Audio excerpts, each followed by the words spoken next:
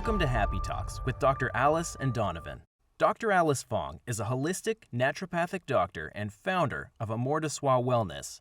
And Donovan Jensen is a software engineer and founder of HowToHappy.com. Together, they're out to cause more happiness in the world. Hello, everyone. Welcome to Happy Talks. My name is Dr. Alice, and this is my awesome co-host, Donovan. And today I have a very special guest, Annette Marinaccio. She is here, and she is a CPA, but she also wrote and published a spiritual book called Your Soul Focus, which we'll learn a little more about in this episode today. So please welcome Annette. Thank you for joining us.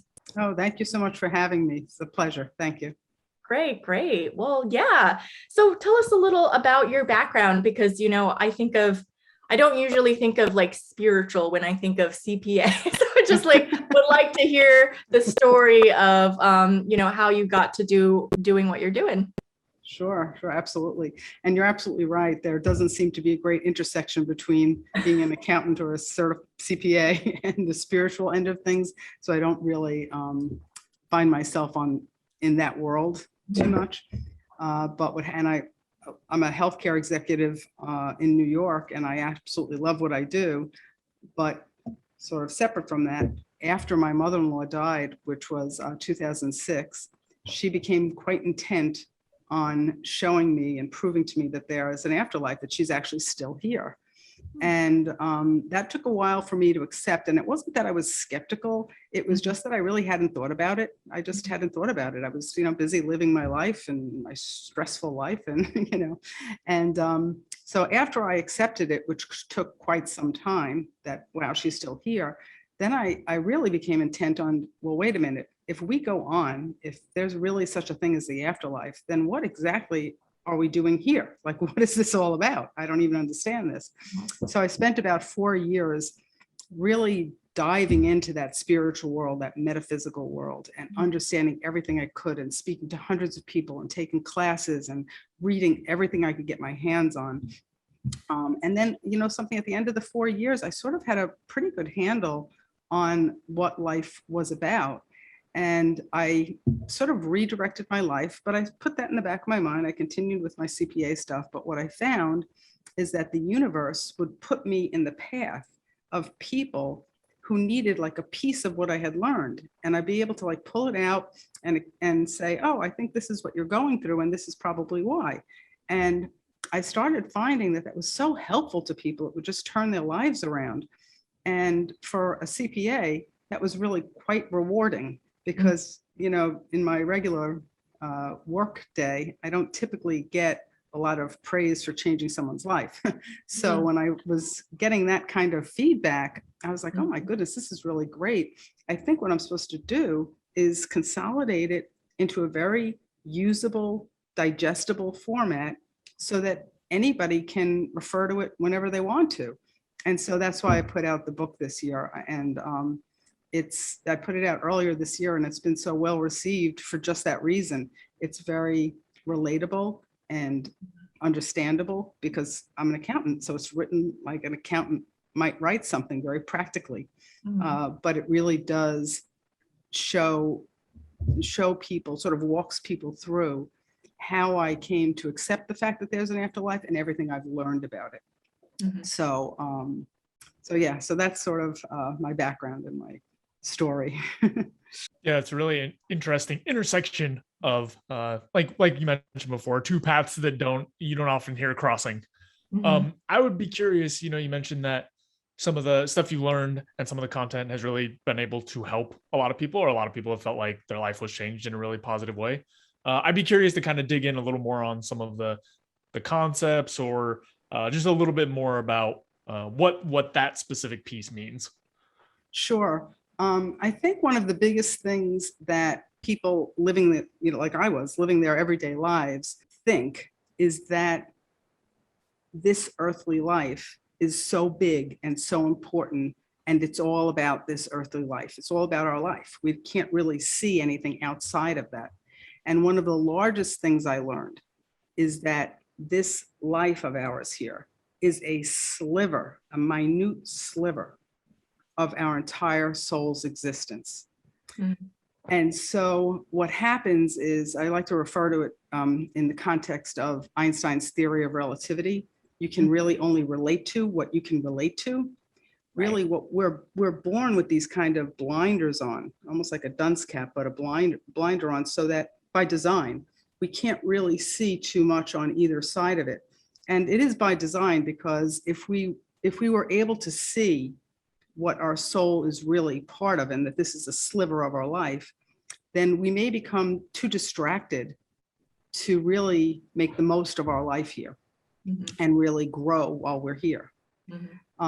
So what happens, what's really enlightening is that whereas we think everything on this life is so dramatic and so important and so intense, and it is, it's still a sliver of everything that our soul is about. And once you change your whole perspective in terms of, instead of just living in your own bubble and thinking of your own self and your own family and your own community, and you understand that we are part of this huge spectrum of the universe, and we're connected to everyone, all walks of life, people on the other side, souls on this side. And I like to say COVID really, you want proof that we're connected to everybody, race through the universe like nothing. It was nothing, showing us that invisible connection. And once you understand that living your life really with a wider lens on it is not only possible, but it's what we should be doing, that really makes you happier, because you don't put such a stress and such an importance on every little thing that we're going through. And before I understood that, I felt I was a very good person. I've never been, not a good person. I'm a good person. I give back to my community. I love my job. I love my family. But once you understand that my universe and my position, my work life, and the people I surround myself with, and my family is a small fraction of what we're all about, your whole perspective changes. Your whole perspective changes, and you just put less stress and importance on things that might sort of aggravate you in day-to-day life now. When you and also when you think that something that maybe, I heard this saying once and it stuck with me. Sometimes when you think like things are falling apart, they're really falling into place. And so if you also can get out of your own way and understand that you might not understand everything, then you look at problems with a different lens also, because maybe there's a reason that you're going through this. There always is a reason you're going through it. So that helps your perspective, in day-to-day life. Yeah. So kind of like a summary of what you were saying and what I'm hearing.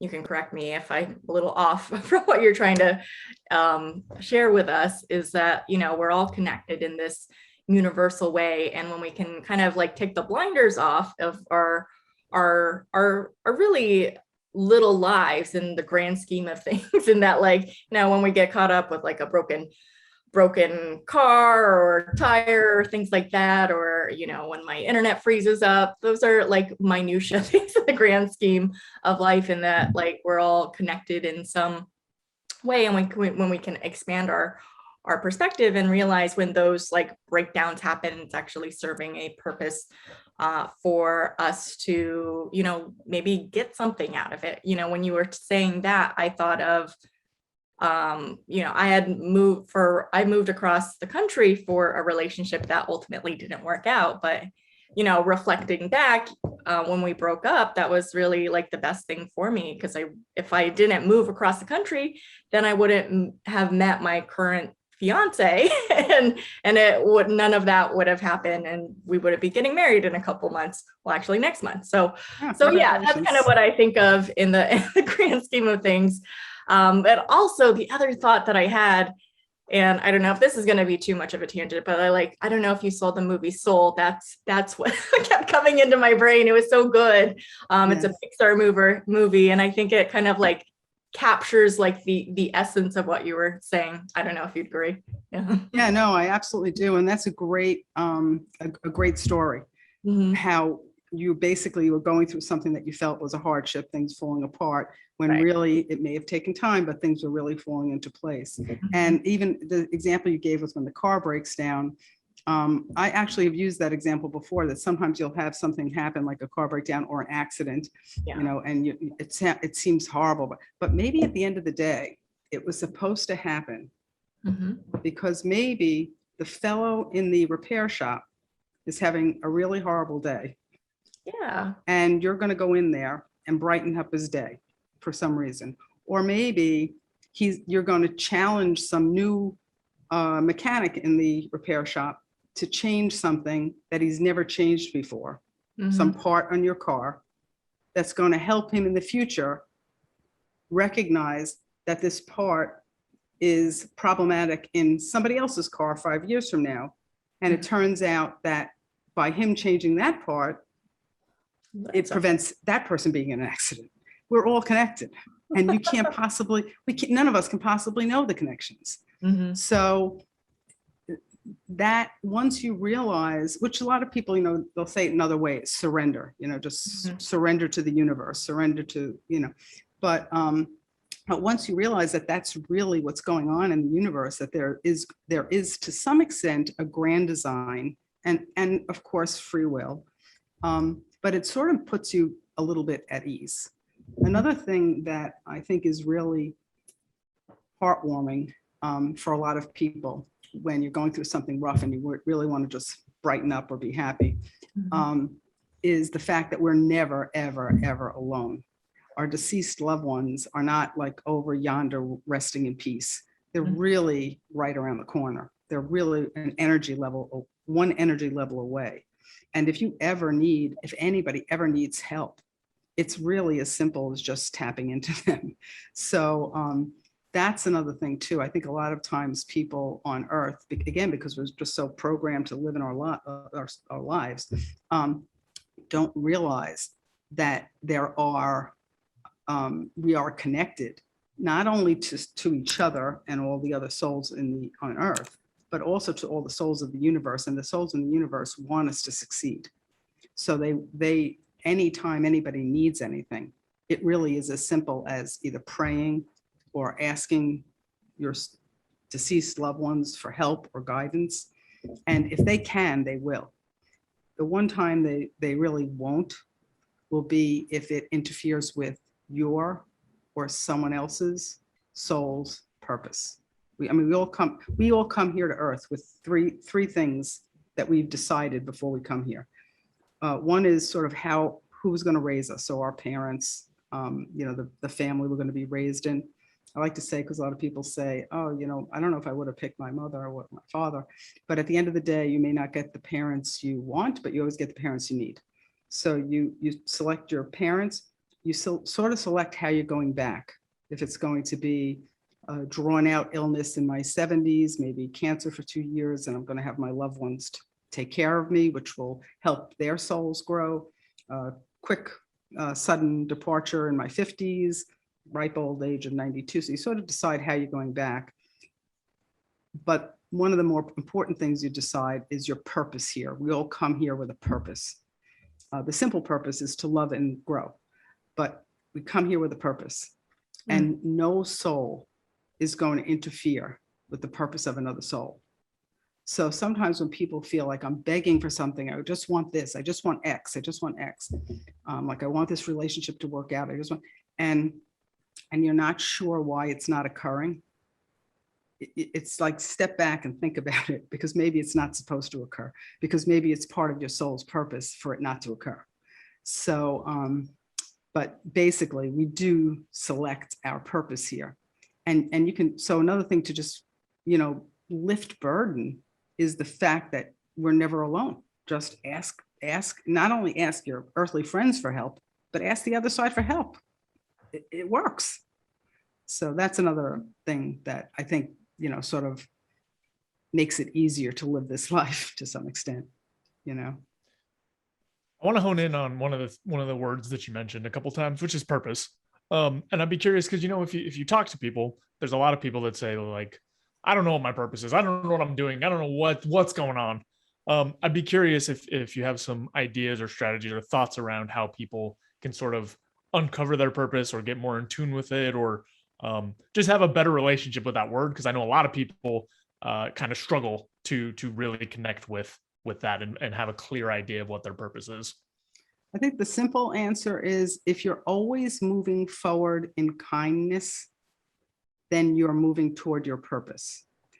And the other thing, the other reason I think people struggle with the word purpose is because they're looking for a very grand purpose. They're looking for a huge, grand purpose. And the reason we come here may not be a huge, grand purpose. It may be an event. It may be a series of events. Our purpose here may have nothing to do with us. It may have to do with another soul, because we travel in soul groups. So everyone's purpose is the same as each other's in terms of loving and growing. That's the purpose. So if you're moving forward in kindness, if you're loving and you're growing and you're sharing, you're moving toward your soul's purpose. But I think the struggle is because a little bit media, we're really all in tune to, big stars in certain ways, big celebrities and things like that. And so when we, that's my compare thing again, but when we get to that thing and we see them and we see, oh my God, they're like larger than life, we sort of struggle because we keep thinking our purpose is something of great magnitude. And more often than not, it's not of great magnitude. It's really just simple, and it's moving forward. But to speak about that thing with the celebrities, somebody had asked me once, what is the one thing on earth that you think would help people live a more fulfilled or happy life? And I had said that I really think if people could drop the word compare and drop the feelings associated with it, it would all be a lot easier for us to move toward our purpose. Because the word compare is a very difficult, complicated word, and it keeps us distracted from really moving toward our purpose. And some people will say, well, I don't compare myself to celebrities, so I'm not a jealous person, and that may be true, but people compare themselves to themselves also, and that can be a very difficult thing. They'll compare themselves to the past. Well, geez, I used to be, I weighed less when I was 20 years younger, or my hair wasn't gray, or they just compare themselves to themselves in the past, or they compare themselves to what they want to be. Or geez, I thought by 40 years old I'd be whatever, married and have a child, or I thought when I was 40 I'd be an executive, or I tried to be a celebrity and I didn't get there. So they also, that comparison to what you want to be or what you thought you would be is also detrimental. It keeps you from moving toward your soul's purpose.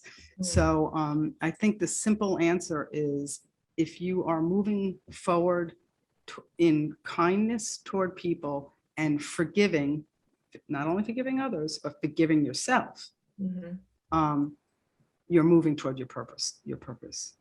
I don't know if that answers. Yeah, no, I love that idea of kind of letting go of the comparison, because I think there's like a lot of judgment involved in that. And even though it's, when I think about myself, and I agree, I'm so guilty of, comparing myself to my younger version of myself. Like, oh, I've been wanting to like be my college weight for so many years, and it's been so many years later, and I'm like, it's not going to happen. And I need to come to terms with with that and love my body for where it's at now. And yeah, I think it could really just give people a sense of freedom. But also when when you talk about purpose being like, it doesn't have to be this grandiose thing, it's just like moving forward, moving with kindness. It takes a lot of pressure off ourselves, I think, to just be able to enjoy life better. And I think that's valuable in itself. Yeah, I think because when we come here, we see our life as a beginning and an end, like it ends. And so there's a pressure to achieve our purpose in the span of that, whatever it is for us, 50 years, 70 years, 90 years. And that's a pressure. But when we go back to that thing I said initially, that this is a sliver of the continuum of our soul, is not really great pressure. All we're trying to do is move the needle, a drop. That's all we're trying to do. So the perspective of this life being all there is versus this is a portion. It's an important portion, but it's just a sliver of our entire eternal soul. It does take a pressure off you, you know, because it's just sort of like you're going to do the best you can. Yeah. The other thing I think is when we head back, the other thing I've learned is when we head back, we are our own judge and jury. So we decide if we did what we intended to do here. It's not like others are going to, or any other person or being is going to really decide for us. We sort of decide, okay, how'd we do? And if you haven't achieved your purpose, you haven't achieved your purpose. But if you're doing wonderful things like the two of you with this, you know, Happy Talks podcast, putting out positive vibes all the time, that's a wonderful purpose. So, I mean, moving toward putting anything that raises the vibrational energy of the earth in a positive direction, that's obviously a wonderful purpose. So, yeah. Yeah. I wanted to circle back to something you mentioned around kind of the magnitude of someone's purpose. And I think that's a really good point, because just by definition, you know, there's only going to be whatever subset of people that make a huge outsized impact, right? This celebrity level size impact, because just the way that, you know, the world works and whatnot. So I think it's really important to remember or tap into this idea that your purpose doesn't have to be super complicated or huge. It can be very, very simple. And I think that is what I've seen trip up people a lot, you know, instead of honing in on something like, hey, I just want to be a good parent. You know, they hone in on this huge, I'm going to change the world and change 1 billion lives. And that's awesome as an aspiration. But it also comes a lot of times with kind of this comparison stuff you're talking about, where, you know, 10 years down the line, if instead of 1 billion people, it was only 500, then you see people get really agitated and upset and, oh, well, I didn't do what I meant to do, instead of taking, you know, hey, the stuff that I did do is important, does matter, has contributed, and really allowing that to like push them forward. So I really think that's something just important to hone in on, especially as I see people, you know, year over year, kind of like you were saying with these ideas of this is what I should have done, or that I thought I was going to do, not reach those things, and then really beat themselves up instead of celebrating any of the positive things that they did along the way. So I just wanted to highlight that, because that really stuck out for me as an important piece. That's a great point. It reminds me of one of the things that I had heard when I was trying to figure out this whole, like, wait a minute, there's an afterlife, is that people were saying, oh, they can't tap into, mediums can't tap into your deceased relatives. They're just reading your mind, which in and of itself would have been mind blowing to me, but okay.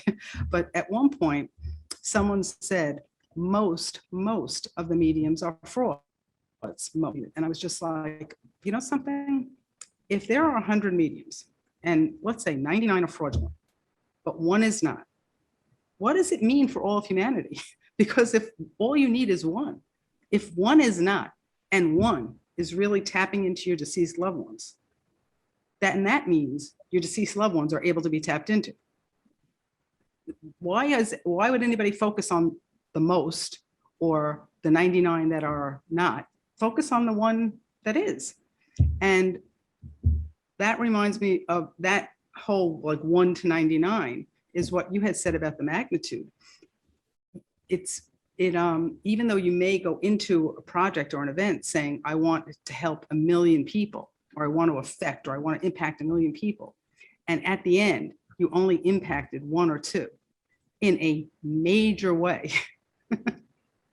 How can that be bad? You know, it can't, as long as you didn't hurt the other 999.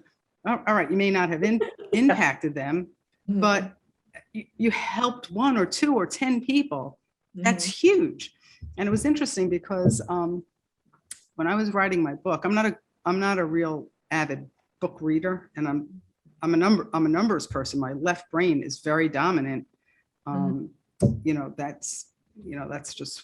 That's always been that way for me. So I certainly don't consider myself a writer, although I wrote this book.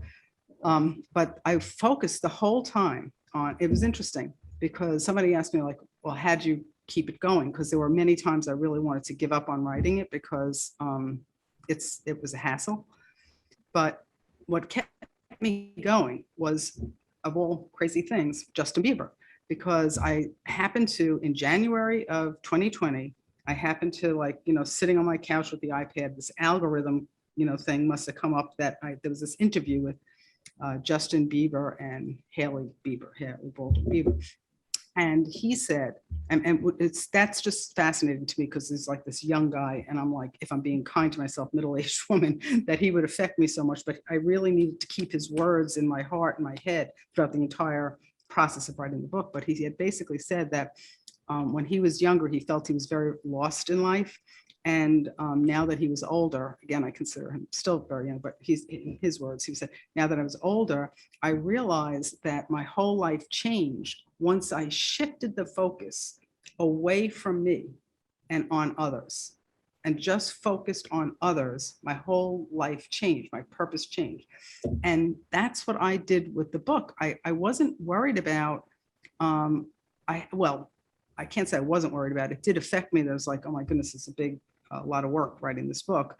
But I kept getting through that lag by focusing on the people it would help. And I wasn't worried about if it helped 500 or 1,000 or 10,000. I knew it was going to help at least 1 or 2 or 3. And so if I had the knowledge and I could put it in this book and help 1 or 2 or 3, boom, I've done what I intended to do. That was my mission. And so I kept my eye on the ball on helping other people through it. And it happened because I put the book out there, and the power of social media, which is like, mind blowing to everybody, certainly to me. I had a woman from Oregon, like a month after I put it out there, like reach out to me via instant message on Facebook and say, I just want you to know that I wanted to thank you for writing your book. My adult son, I lost my adult son, he died 2 years ago, and I came across your book, and it comforted me, and my perspective changed on his death. And I was like, oh, there's my one. Like, I helped her. How could I, how could that be bad?